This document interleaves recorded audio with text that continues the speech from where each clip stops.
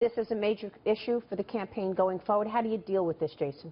Well, I think we deal with it the exact same way that the president-elect has been dealing with it, which is come out and be a unifying figure and make clear what his focus is, which is to help create an economy that helps all Americans. And I think you've seen coming out of the gate that he's been very specific with what he wants to do. He wants to make sure on day one we have a vote to repeal and replace Obamacare. He's coming out with a very specific plan, and he's doing exactly what he laid out at the address that he had at Gettysburg with here's what our first 100 days will do. He's already building a very unifying, uniting team at the top with his leadership structure within the White House. And for anyone who's a supporter or a fan of Mr. Trump's during the election, this is exactly what we saw the entire time. And I think that's what's making the left so upset, is that they can't play this dividing game. As a country over the past 8 years, we've gotten too divided. We need someone to bring us together. That's exactly what the president-elect is doing. The media deserves a lot of credit for this really dangerous environment, too. It's not just Harry Reid. Yeah. It's not just the Democratic leadership. It's the media. You're right. Because they have not done their jobs properly covering the Trump phenomenon.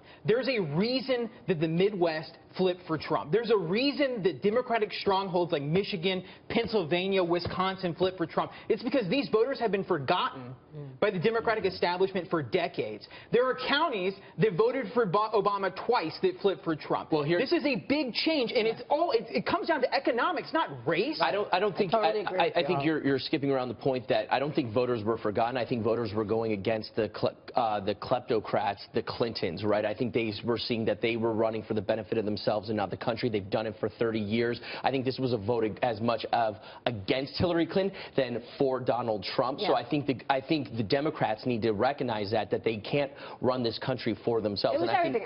I agree. It was a pushback. It was a repudiation against the media because they were not telling the truth. They were not even covering the criminality that was out there. Right. It was also a repudiation against President Obama's executive orders. Yes. They said no, enough.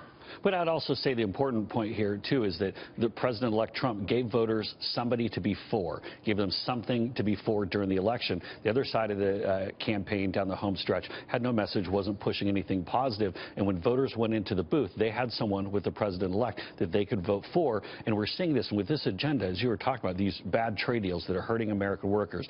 Talk about Obamacare and the premium letters that people are getting in the mail. This is what the President-elect is going to come out and deal with exactly on day one. Yeah. And again, this is what's making the left so upset, is they're seeing how well he's doing in putting everything together. You're right.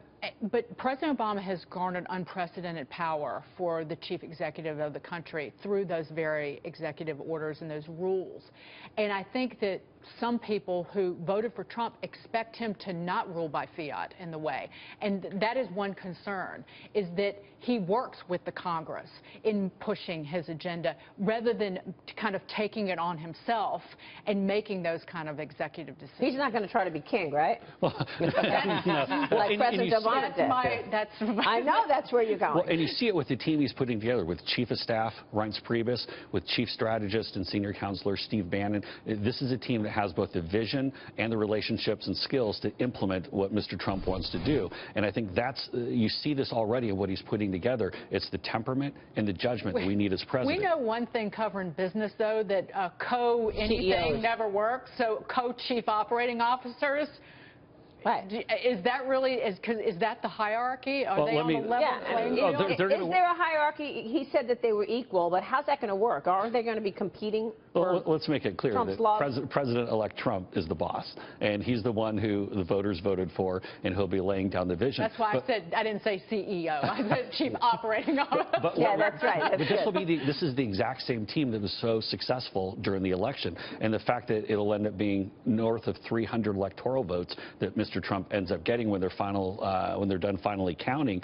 This is very impressive. This team has worked very well so far, and they work very well together in the White House. I'm glad you brought that up, because you can see that the Democrats got the lowest amount of delegates they have had in 28 years, and that speaks to not only their policies, but also the candidate they put up for their party. Wow. And that speaks everything you need to know about that, regardless if she gets the popular vote. Well, and the other important point, too, is the fact that we're only one legislature away from being able to pass some of these constitutional amendments, as we see the positive impact that Mr. Trump has had in Kentucky, for example, where they're able to flip the state house, and so we can start getting some real governing done. We can pass some tax cuts. We can do things like Obamacare. These are some powerful things. We'll need help at the state level, and we'll be able to get that done now. And you think you'll get that done in 17?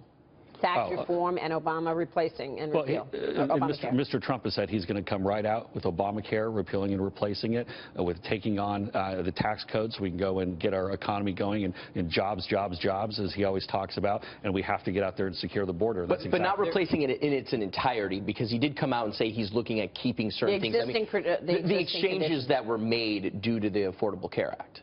Well, and that's what Mr. Trump will be laying out, a very specific plan to go and do that. He'll want to have a vote right when he gets in, and already we're working with our Hill allies to get that put together, and I think they're ready for it. And that's the thing, we'll have great relationships with both the House and the Senate, and get that done right away. Jason, before you go, real quick, when are we going to find out the rest of the cabinet, like a Rudy Giuliani becoming AG? When are those announcements coming? Good work there. Obviously, I'm a huge fan of the mayor's, having worked on his 2008 presidential campaign. I think you'll start to see all that come together very soon. We got this week?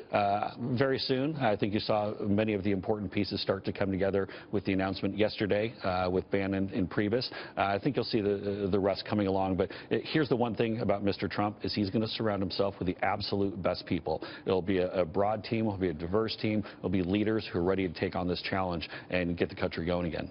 All right. Yeah. What a contrast the first 3 months of the Trump administration are going to be to the last 8 years, where nothing has basically gotten done. Right. Nothing has gotten done. They have the mandate and I think the wherewithal to ramrod a lot of this through. Yeah. And when you said delegates, it brought me back to when the beginning of the campaign. Remember, everybody was like, "Oh, how come she has all these super delegates?" Right. And we were all thinking that all these delegates were going to go for Clinton.